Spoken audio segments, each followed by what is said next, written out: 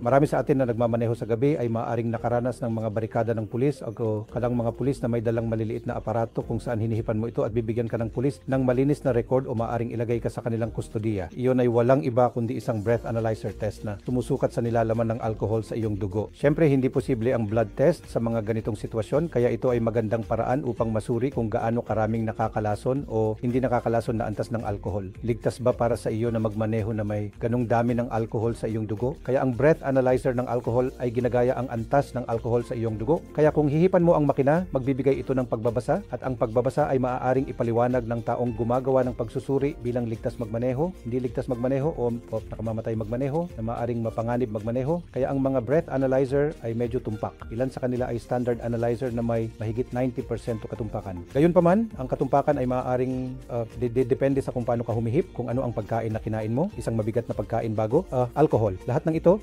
ay maaaring magbago ng pagiging sensitibo. Gayunpaman, kung tama ang pagkakagawa na yun, ang pagiging sensitibo nito ay higit sa 90%.